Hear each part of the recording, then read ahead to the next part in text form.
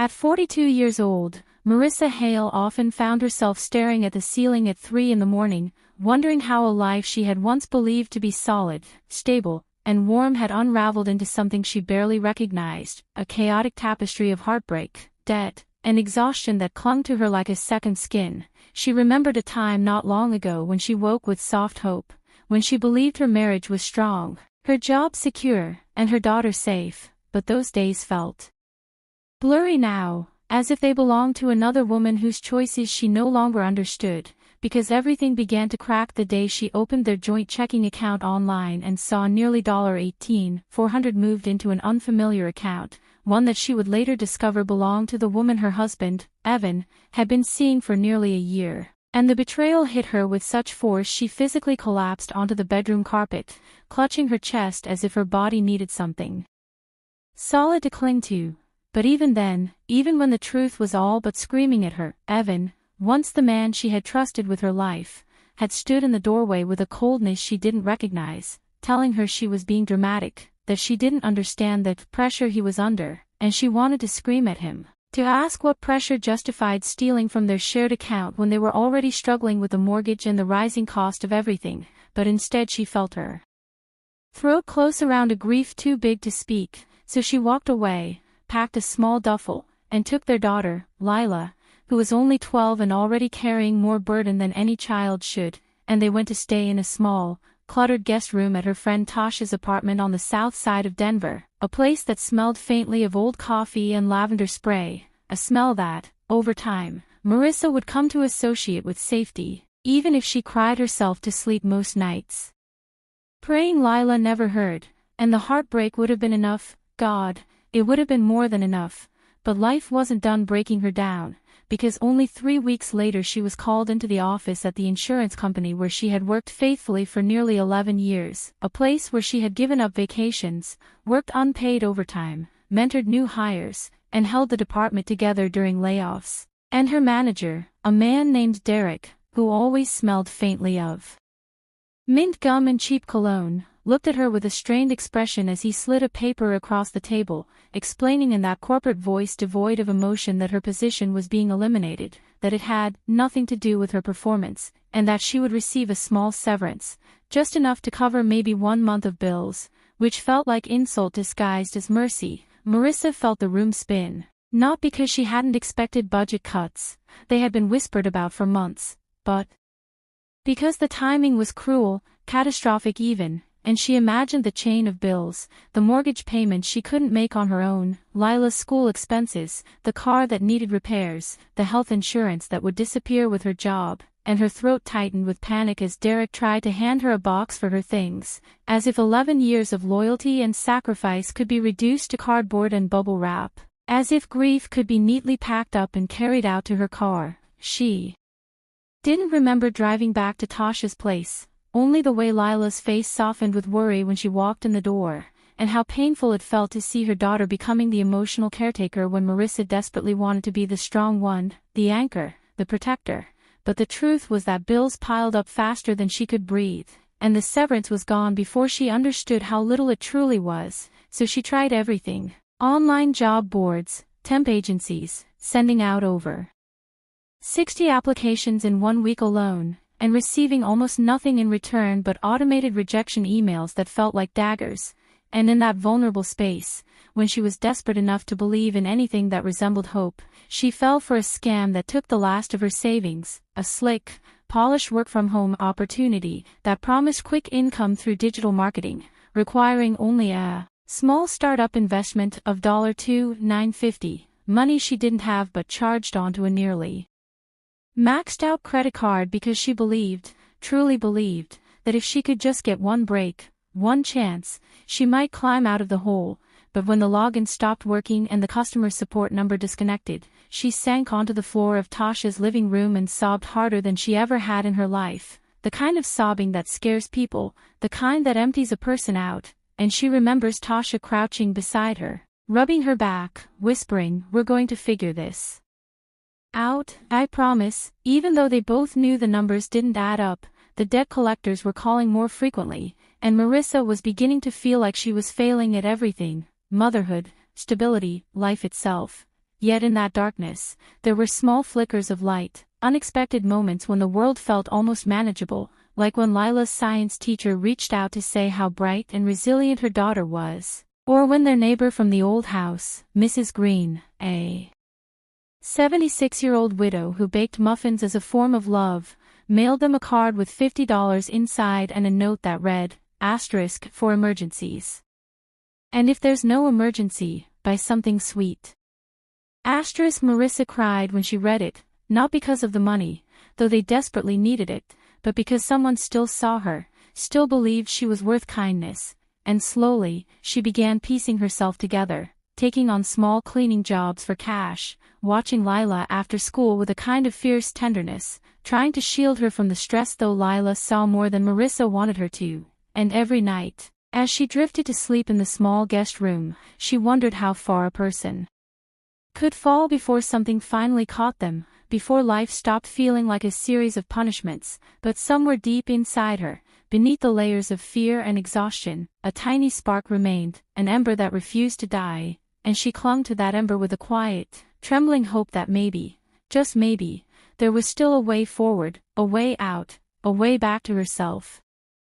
In the weeks that followed, as autumn settled over Denver with its rust-gold trees and chilly evenings, Marissa found herself navigating a strange mixture of numbness and determination, waking each morning with a tightness in her chest that reminded her of everything she had lost, yet forcing herself up because she didn't have the luxury of falling apart, not when Lila needed stability, not when the world kept demanding rent, groceries, gas money, phone bills, and payments she could barely track anymore. She created color-coded spreadsheets on Tasha's old laptop, trying to make sense of what she owed, **, $11, $200 **, on credit cards, $6, $300 in medical bills from a kidney infection last year that insurance only partially covered, the mortgage arrears on the house she could no longer afford, the scam debt she hadn't admitted to anyone yet, not even Tasha, because she couldn't bear the humiliation of saying the words out loud. And each time she looked at the numbers, she felt that crushing weight at the base of her ribs, the kind that made her want to curl into herself and disappear, but she would shut the laptop firmly, inhale shakily, and remind herself that she couldn't drown because Lila was watching, and children didn't need perfect parents but they did need ones who kept trying. Still, even with her effort, the world didn't make things easy. Because every job interview she managed to land seemed to evaporate the moment they learned about her employment gap or her non-specialized skill set, phrases that began to feel like accusations, and she had one interview, a receptionist role at a dental office, where the woman looked at her with pity and said, "You've been out of the workforce too long," even though it had only been months, and Marissa drove home afterward with her hands shaking the entire time, whispering to herself, "I had a career, I was good at it," as if maybe saying it aloud could somehow give her back the dignity she felt slipping away day by day. But even in the midst of these setbacks, life offered small mercies, like Tasha, who was chaotic and messy and always late, but fiercely loyal in a way that made Marissa want to cry with gratitude, because Tasha never once made Marissa feel like a burden, never complained when Lila ate the last of the cereal or when Marissa cried in the shower at night, never hesitated to cover small things, even if she didn't have much herself, and one evening after Marissa admitted she couldn't afford her phone bill, Tasha tossed her an envelope with $120 inside and said, "Don't argue, just take it, I've seen you hold the whole world together with duct tape and willpower, let your friend be useful for once," and though Marissa tried to protest, the lump in her throat made it impossible to speak, so she just hugged her, grateful in a way she couldn't even express. Other kindnesses appeared too, like Rob, a soft-spoken single dad from the apartment across the hall, who often helped carry groceries up the stairs and made sure Lila got safely inside if Marissa was working one of her odd cleaning jobs, and though he never overstepped, his quiet presence made her feel a little less alone, like maybe not every man in the world was capable of the kind of betrayal Evan had inflicted, and sometimes she caught him watching her with gentle eyes that made her heart ache with a mixture of longing and fear, because she wasn't ready, not even close, but it felt nice to remember she was still someone who could be seen. Meanwhile, Evan made everything harder, as if cruelty was his new hobby. He delayed child support payments, he ignored texts about Lila's school events, he claimed he had no money even though Marissa later learned he had taken a new job that paid more than his old one, and every interaction with him left her emotionally bruised, especially when he blamed her for ruining things with her paranoia, a phrase that made her want to scream, because she had found the evidence, the transfers, the hotel receipts, the late-night messages from a woman named Jenna, and yet somehow Evan managed to twist the narrative until Marissa found herself questioning her sanity late at night, wondering how the same man who once bought her sunflowers for no reason could now speak to her with such cold disdain. But the worst moment came one evening when he dropped Lila off late, well past the agreed time, and when Marissa asked what happened, Evan snapped, "I don't report to you anymore, figure out your own life," before slamming his car door and speeding off, leaving Lila teary and Marissa shaking with anger she had no place to put, and that night she lay awake thinking about how betrayal didn't just break the heart, it scattered pieces of a person across landscapes they didn't know how to navigate, leaving them to gather themselves with bleeding hands. Yet even in this emotional wreckage, Marissa found that Lila kept her grounded, because her daughter, bright,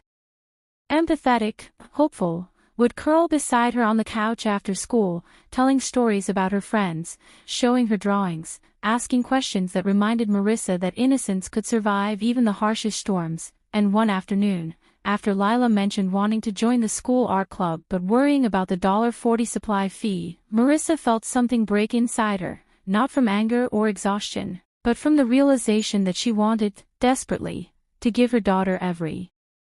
opportunity, and the fact she couldn't made her feel like she was failing in ways she never imagined. Still, she managed to find work wherever she could, cleaning Airbnb rentals, doing laundry for busy neighbors, organizing closets, even spending an entire Saturday helping Mrs. Green from their old neighborhood clean out her garage. And though these jobs paid little, sometimes $40, sometimes $80, sometimes less, they kept her afloat just enough to avoid complete collapse. And then,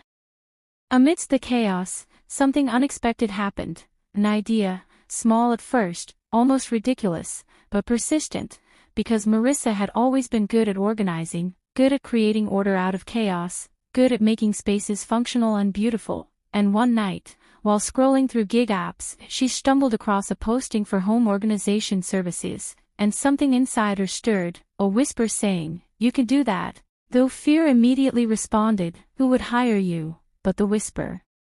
kept tugging until she finally made a simple profile offering her help with decluttering, labeling, sorting, and creating efficient systems, and to her shock, within 3 days someone booked her, a young mother in Highlands Ranch whose pantry was a disaster, and Marissa spent 5 hours there meticulously arranging cans, snacks, spices, and storage containers, and when she finished, the woman stood in the doorway with wide eyes and said, "Oh my God, this is incredible," and paid her $160.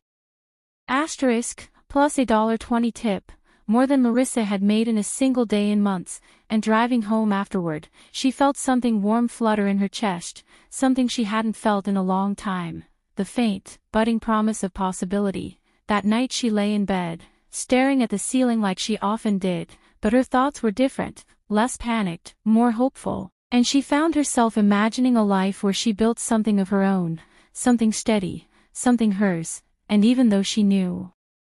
it wouldn't magically fix her debt or erase the pain Evan had caused, it felt like the beginning of something, a small light in a long tunnel, and for the first time in a long while, she let herself close her eyes with a sense that maybe, just maybe, she wasn't entirely broken, and the path forward, though steep and uncertain, might lead somewhere she could breathe again.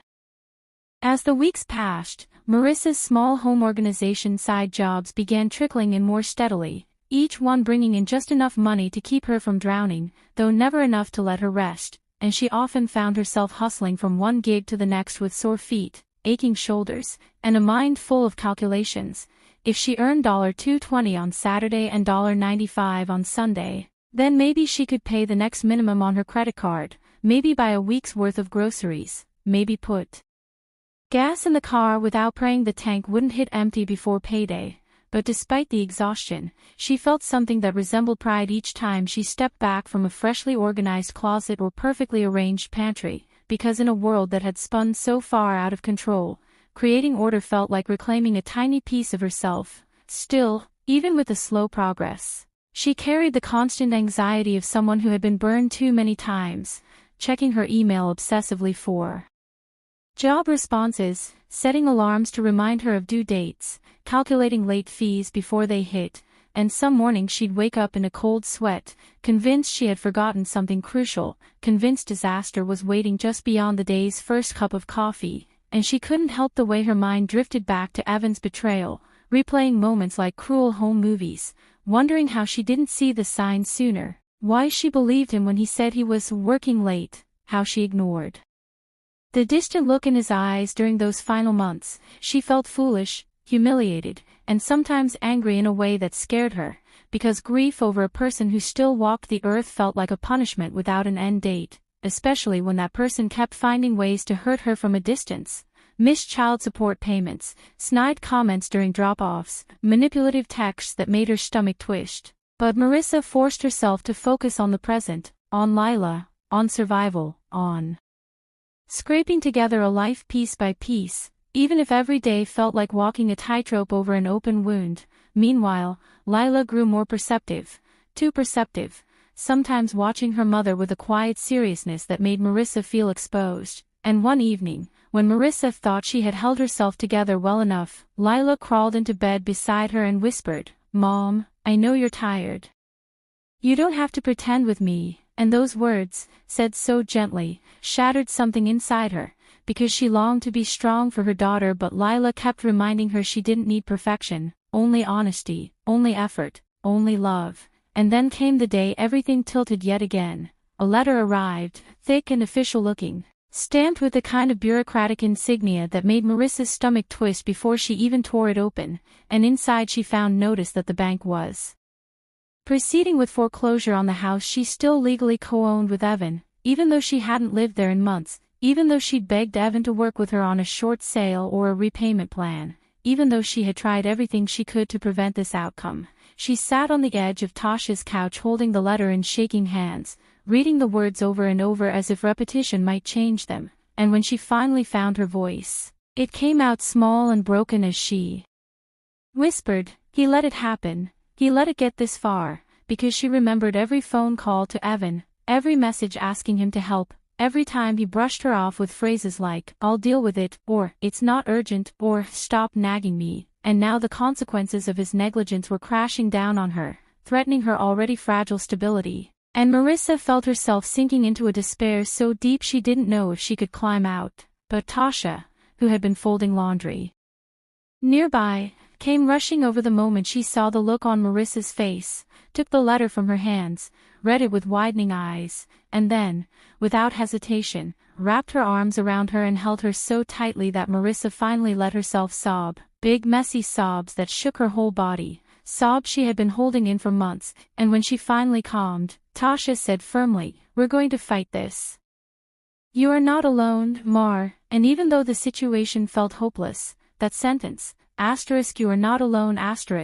rooted itself in Marissa's heart like a thread pulling her back to solid ground. Still, the foreclosure meant her credit would plummet, her debts would grow, and the financial instability she'd been trying so desperately to outrun was about to become permanent, but she refused to let it break her completely. Not when Lila needed her, not when she had begun to glimpse something resembling a future, no matter how faint. So Marissa kept working, taking on bigger organizing projects, sometimes spending 10 hours straight in someone's basement or garage, pushing through physical pain and emotional fatigue because she needed the money, needed the distraction, needed the sense that she was building something, even if the foundation still felt fragile. And during one particularly draining week, when she was working for a family in Cherry Creek who had more storage containers than she had dollars to her name, the husband, Michael, paused during her lunch break and said, "Have you ever considered doing this full-time? You're incredibly talented." And though his words were meant kindly, they sent a strange mixture of hope and grief swirling through her chest, because yes, she had considered it, late at night, lying awake, imagining a small business of her own, but she didn't have the money for equipment, advertising, or the legal pieces she vaguely knew were required, and she didn't have the freedom to take risks when every dollar mattered. Still, his comment lingered long after the job ended, following her like a soft echo, whispering of potential she hadn't yet dared to claim. And in the midst of all this, Rob, the neighbor from across the hall who always seemed to appear at the perfect moments, knocked on her door one evening carrying a box of gently used art supplies for Lila, saying his daughter had outgrown them, and the way Lila's face lit up, the pure excitement in her eyes, made something warm bloom in Marissa's chest. And after Lila ran off to her room, Rob lingered in the doorway, hands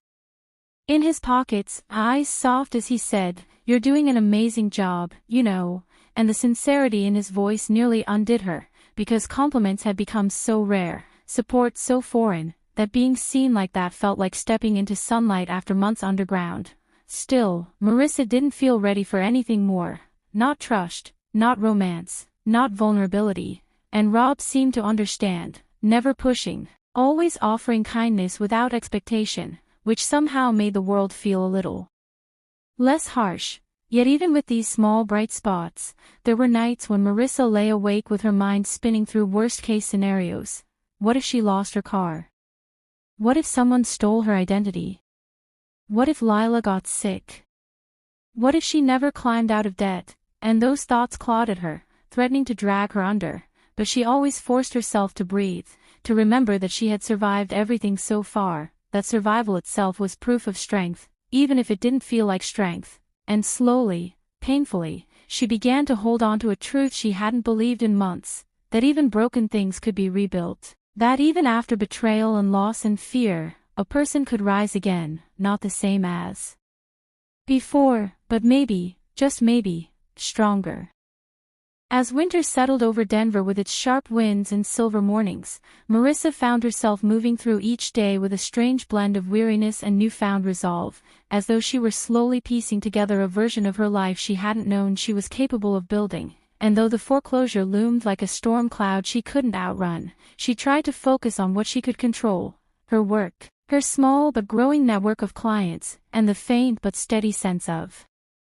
direction forming beneath her feet. She spent long days reorganizing kitchens, closets, garages, storage units, even a hoarder-level basement that left her sneezing for 3 days straight. Yet she welcomed the exhaustion because it meant money in her pocket, meant she wasn't sinking as fast as the world had predicted, and during those long hours she often found her mind wandering toward the life she used to have, the one where she woke in her own bedroom, where she thought Evan steady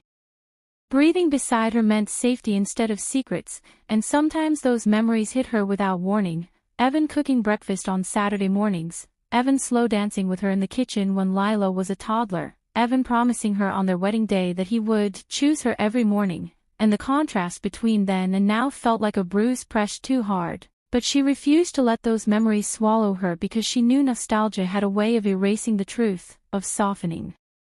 the edges of the pain he caused. And she reminded herself that the man she loved didn't exist anymore, if he ever truly existed at all. Meanwhile, Lila was growing in ways that made Marissa both proud and terrified. Her daughter had always been creative, but now she was blossoming, drawing late into the night with the art supplies Rob had given her, filling page after page with bright colors and intricate designs. And one day Lila shyly handed Marissa a drawing of the two of them standing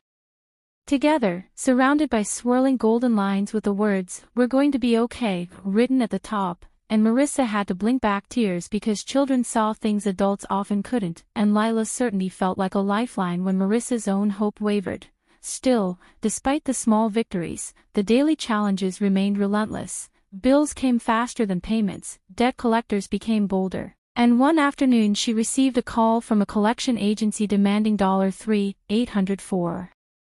the medical bill she had been chipping away at, threatening legal action if she didn't address the outstanding balance immediately, and she found herself gripping the phone so tightly her hand ached because she didn't have the money, didn't have the energy to argue, didn't have the words to explain that she was trying. God, she was trying with everything she had. She hung up the phone shaking, the familiar panic clawing at her chest. But before she could spiral too far, she heard a soft knock at the door and opened it to find Rob standing there with 2 cups of hot chocolate, snowflakes clinging to his jacket, and the concern in his eyes was so genuine that she nearly broke down again, but she forced a smile as he handed her the warm cup and said, thought you could use something sweet," and they stood there for several minutes, sipping quietly while Lila worked on a drawing at the kitchen table, and though nothing romantic passed between them, not even a hint, it was one of the safest moments Marissa had felt in months, a rare pause in the chaos. Yet the universe seemed determined to test her resilience, because days later, her car, her lifeline, began making a grinding noise that made her stomach drop, and when she took it to a small auto shop a few blocks away, the mechanic informed her the repairs would cost $740, money she absolutely did not have, and she sat there in the grimy waiting room staring at the estimate until her vision blurred, feeling the edges of her composure unravel like cheap thread. But before she could fall apart, the mechanic, a gruff man in his 50s with oil-stained hands, cleared his throat and said, "Look, I can see you're struggling. Pay half today and half next month. No interest. Just don't ignore it." And Marissa nearly cried then and there because kindness from strangers had become both rare and overwhelming, and she nodded gratefully, whispering thank you over and over, feeling once again like small mercies were the only things keeping her afloat. Still, the financial strain meant she had to take on even more work, and soon she found herself managing 3 or 4 jobs a week, often returning home so exhausted she could barely lift her arms, but she told herself it was temporary, that she was building momentum, that one day these sacrifices would lead to something bigger, and that belief carried her through even the hardest days. And then, unexpectedly, another opportunity appeared when Michael, the Cherry Creek client who had once complimented her skills, reached out again, asking if she would organize his company's small downtown office space, explaining that they were undergoing a rebrand and needed someone with her talent for bringing order to chaos. And though the job intimidated her, she accepted, spending 3 full days transforming filing systems, decluttering supply closets, and creating functional workflows that impressed the entire staff. And when Michael handed her an envelope containing $400 plus a generous bonus for exceptional work, she felt a swell of pride she hadn't experienced in years. Real, solid pride that didn't feel fragile or borrowed or temporary, but hers. And in that moment, she allowed herself to imagine.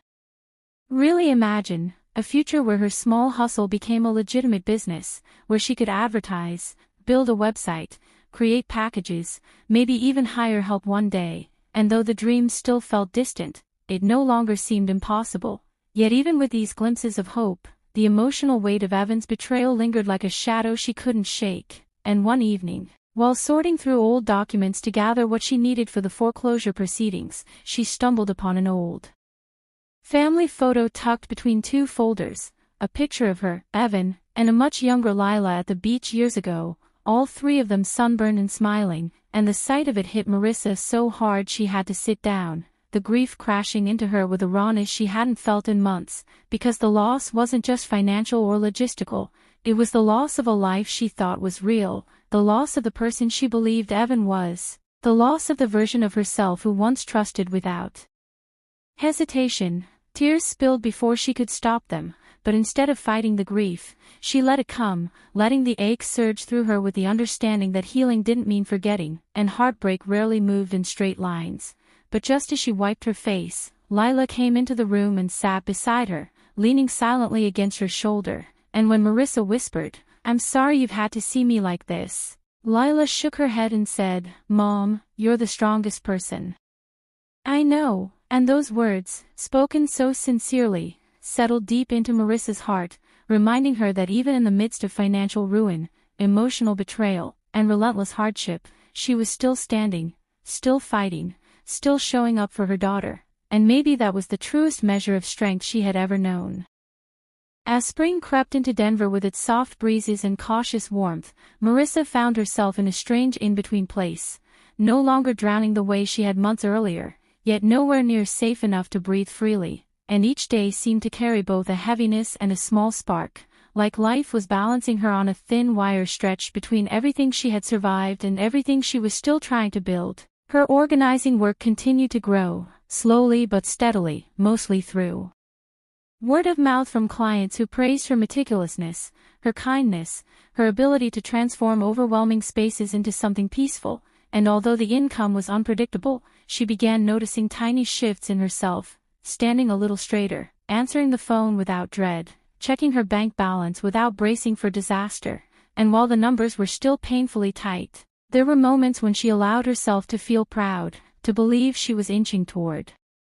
stability even if it was by mere millimeters. But life, as always, was far from gentle, and one afternoon she received a letter from the IRS stating that she owed $1,460 due to a miscalculation related to early severance distribution, and the words on the page made her vision blur, because she hadn't miscalculated anything. She had simply accepted the severance her company offered without understanding the tax implications, without realizing that even money meant to cushion a fall could knock the wind out of you later. She sank onto the kitchen floor, back against the cabinet, feeling the familiar panic claw its way up her throat, but before she could collapse entirely, Lila knelt beside her, resting her small hand over Marissa's trembling one, and whispered, "We'll figure it out, Mom." And even though Lila's voice was steady, Marissa hated the weight her daughter carried, hated that the world had forced her child to become a source of comfort instead of simply being comforted.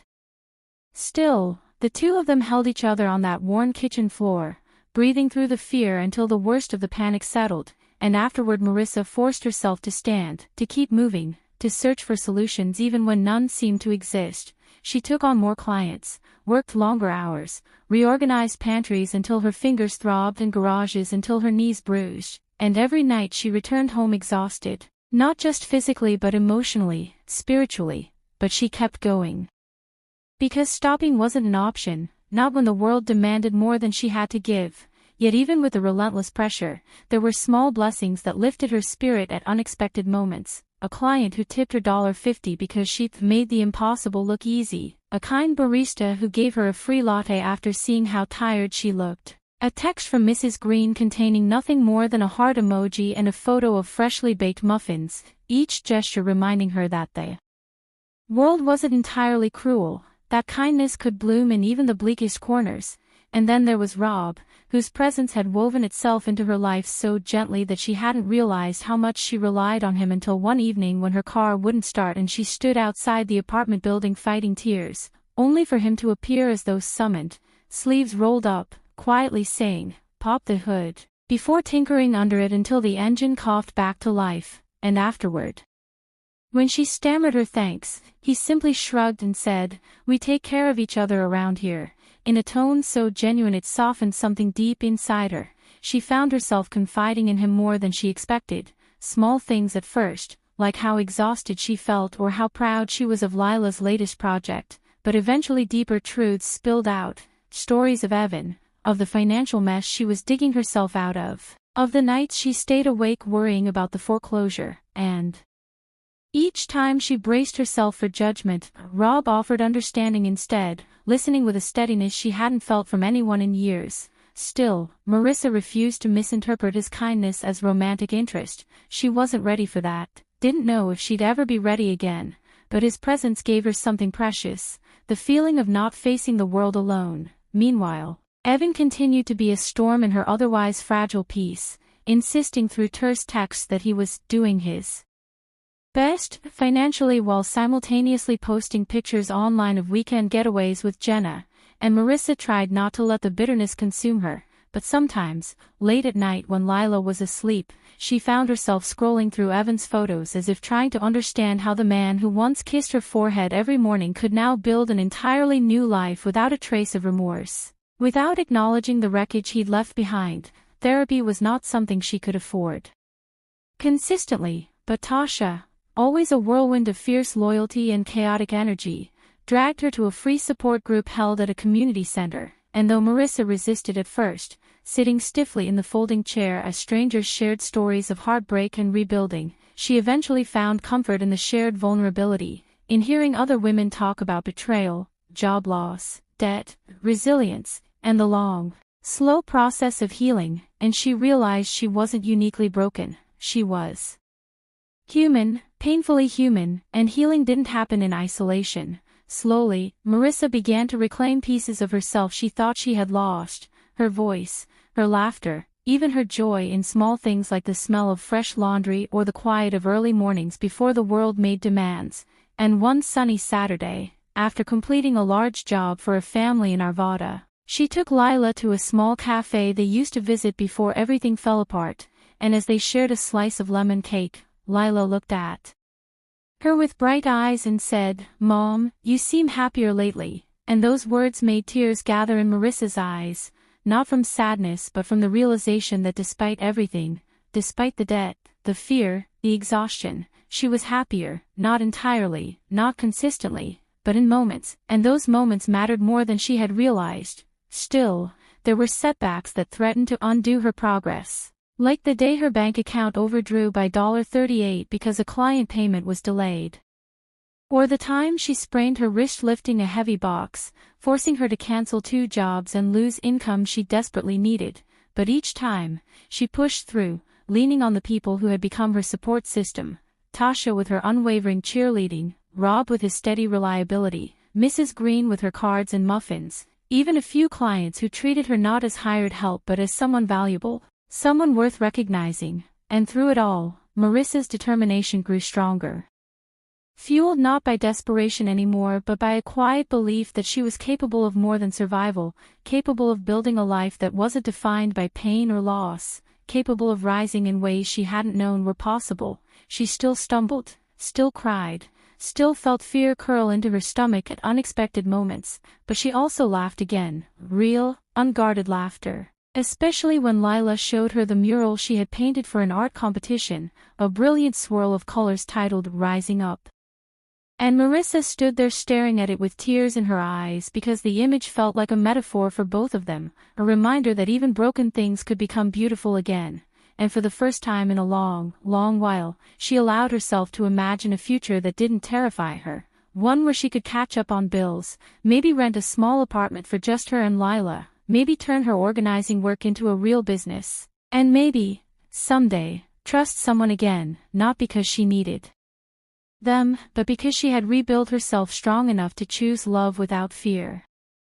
Summer arrived with blazing afternoons and long, golden evenings, and Marissa felt a subtle shift within herself, as though the weight of past betrayals and financial strain had finally started to compress into something tangible she could lift rather than carry indefinitely. The months of struggle having honed her in ways she hadn't anticipated, carving out strength from heartbreak, resilience from exhaustion, and a renewed appreciation for the quiet victories that punctuated her life. Lila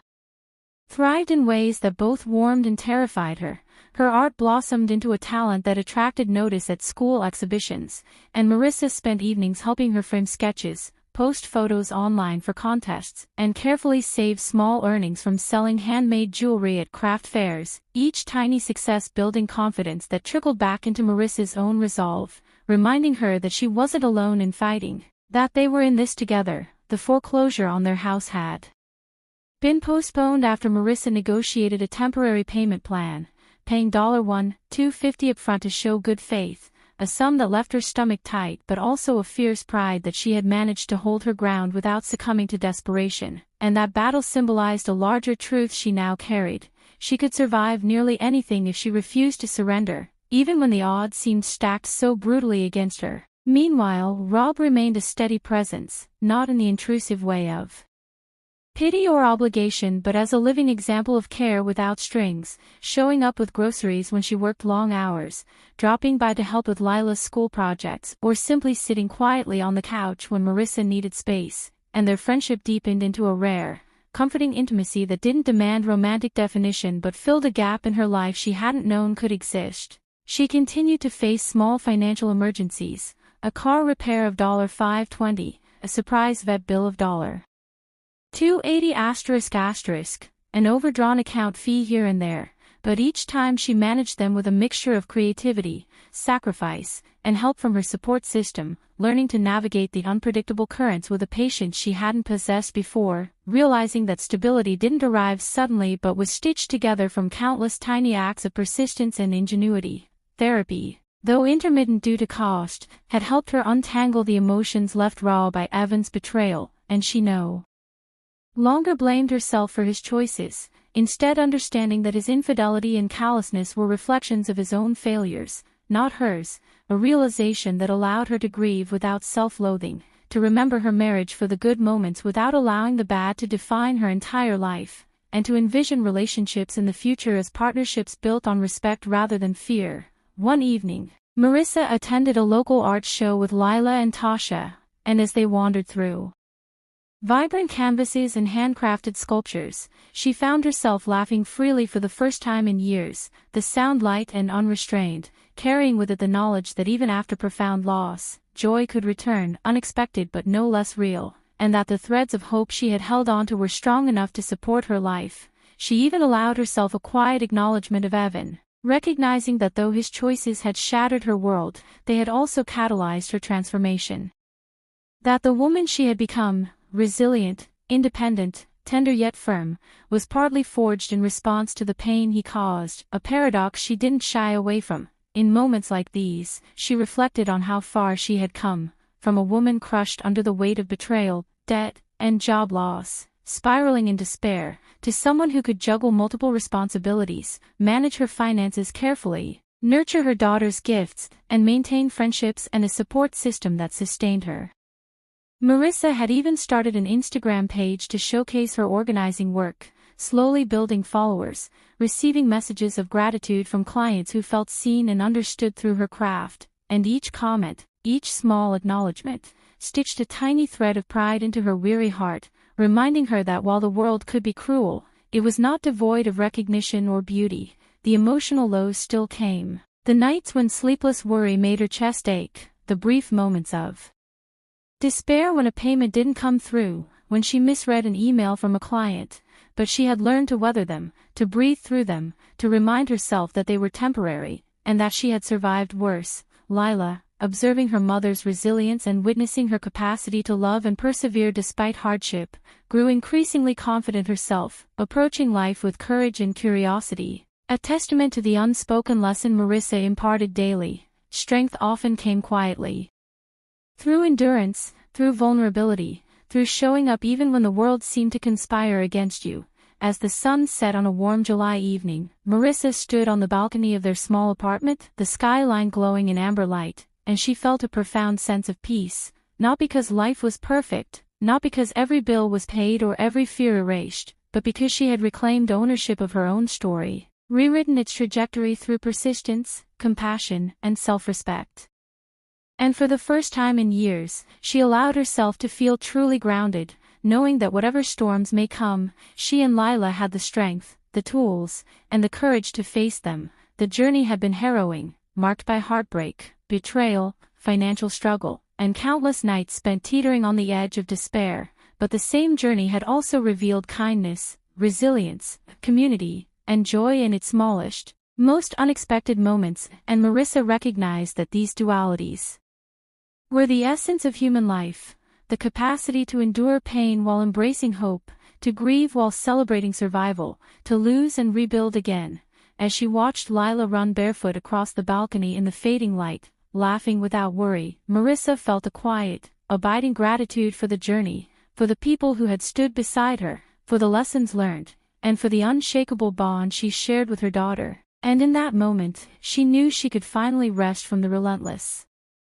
fight, not because the struggle had ended, but because she had proven to herself that she could navigate it, that she could find beauty amidst chaos, and that peace, while hard-won, was hers to claim. And with a soft smile and a heart no longer paralyzed by fear, Marissa inhaled the warm summer air, allowing herself to simply exist, fully present, whole again, ready to continue the story of her life with hope as her compass and love as her guide. For more gripping tales like this, don't forget to subscribe and hit the notification bell so you never miss an update.